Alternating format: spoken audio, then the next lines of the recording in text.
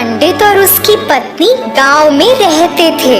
वे एक छोटे से घर में एक नदी के किनारे रहते थे।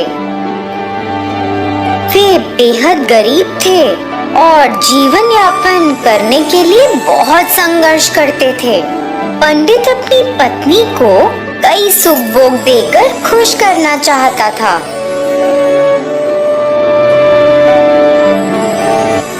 एक दिन पंडित झील के पास बैठा था, जबकि उसकी पत्नी रसोई में काम कर रही थी। पंडित शांतिपूर्ण दोपहर में कुछ प्रार्थनाएं कर रहा था। जब उसने अपनी आंखें खोली तो देखा कि झील पर एक सुंदर सुनहरा हंस उसकी ओर आ रहा है। हंस के पास कई चमकीले सुनहरे पंख थे जो बहुत सुंदर थे। हंस नदी के किनारे चला गया और पंडित का अभिवादन किया। हे पंडित, मैंने देखा है कि तुम और तुम्हारी पत्नी बहुत कठिन जीवन जीते हो। मैं आप जैसे अच्छे लोगों की मदद करना चाहता हूँ। तुम बहुत दयालु हो मेरे दोस्त। भगवान ने मेरी प्रार्थना सुन ली। तुम्हारे पंख कितने सुंदर हैं। क्या वे असली सोने से बने हैं? जी, ये असली सोने के हैं। मैं आपको एक एक करके अपने सुनहरे पंख देकर मदद करना चाहता हूँ और आप उन्हें बेच सकते हैं। इसके जरिए जुटाए गए पैसों से आप लोग आसानी से आराम से रह सकते हैं।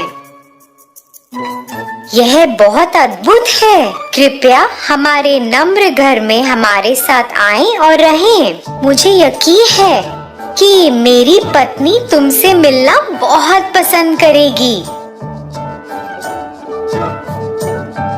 पंडित हंस को घर ले गया और अपनी पत्नी को दिखाया। उसकी पत्नी हैरान थी और अपने जीवन में कुछ सुख भोग पाकर बहुत खुश थी। पत्नी ने तुरंत पूछा, क्या आप हमें अभी एक पंख दे सकते हैं ताकि हम इसे देख सकें और इसे धारण कर सकें? हंस ने एक पंख निकाला और उसे पंडित की पत्नी को दे दिया। फिर उसने उसे कहा कि वह एक बार में एक से अधिक ना ले, क्योंकि यह सही नहीं होगा। हंस पंडित और उसकी पत्नी के साथ रहने लगा। हर दिन उसने उन्हें एक पंख दिया और इस परेशानी के समय में बहुत मदद की। हंस चारों ओर उड़ता और उसे ऐसे देखना तो एक हंसी नजारा था। पंडित और उसकी पत्नी बहुत खुश थे और उन्होंने पैसे के लिए पंख बेचना शुरू कर दिया था। एक सुनहरे पंख ने उन्हें पर्याप्त पैसा दिया।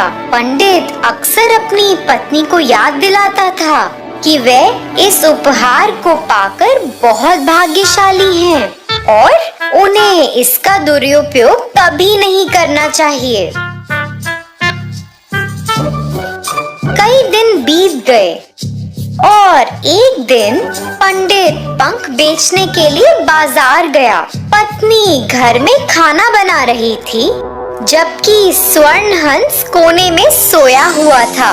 अचानक पंडित की पत्नी को एक विचार आया, यह हंस हमारे साथ कब तक ऐसे रहेगा? हमें तो बस इसके पंखों की जरूरत है, लेकिन इस प्रक्रिया में हमें इसे खिलाना है, स्नान कराना है और इसकी देखभाल भी करनी है। हम इस हंस पर भरोसा नहीं कर सकते। ये तो यहाँ से दूर जा भी सकता है और फिर कभी वापस नहीं आया तो हम फिर से गरीब हो जाएंगे। यदि मैं सभी पंख ले लूं तो क्या बुरा होगा? उसके सोते हुए मैं जल्दी से इसके सारे पंख निकाल लूंगी। हमें अपने जीवन में एक भी दिन काम नहीं करना पड़ेगा। हम पंखों को सुरक्षित रूप से संभाल कर रख सकते हैं और जब मन चाहे इस्तेमाल भी कर सकते हैं। पत्नी धीरे धीरे हंस के पास गई और उसे पकड़ लिया। हंस भयभीत हो गया। पत्नी पंख खींचने की कोशिश करने लगी और हंस खुद को मुक्त करने के लिए संघर्ष करने लगा। मुझे तुम्हारी हालत की परवाह नहीं है। मैं तुम्हारे सभी पंख मिलने तक का इंतजार नहीं कर सकती। अरे तुम ऐसा क्यों कर रही हो, मूर्ख औरत? मैं तुम्हारी और तुम्हारे परिवार की मदद करने की कोशिश कर रहा था। तुम एक लालची महिला हो और तुम जीवन के सुख भोग के लायक नहीं हो, क्योंकि तुम उनका दुरुपयोग करोगी। तुम्हारे पति तो तुम्हारे लिए सबसे अच्छा चाहते थे, लेकिन अब तुम अपना अवसर खो चुकी हो। मेरी इच्छा के अनुसार मैं तुमको स्वर्ण पंख देता रहा। अब मुझे लगता है कि तुम्हारी मदद करने की कोई आवश्यकता नहीं है। अब मेरे पंख तुम्हारे लिए बस एक पक्षी के पंख से ज्यादा कुछ भी नहीं है। मैं इस जगह से जा रहा हूँ और कभी वापस नहीं आऊंगा।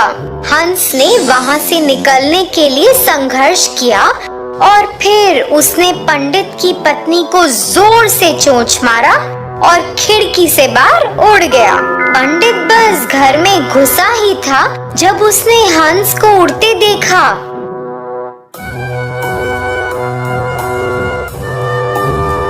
तुमने हंस के साथ क्या किया? जी, मुझे इसके सारे पंख चाहिए थे और यह मुझे लेने नहीं दे रहा था। मैंने तुम्हें उन्हें नहीं लेने के लिए कितनी बार कहा था। तुमने सब कुछ बर्बाद कर दिया है और अब हम बाकी के जीवन जीने के लिए फिर से गरीब होंगे। तो बच्चों, इस कहानी से हमें क्या सीख मिली?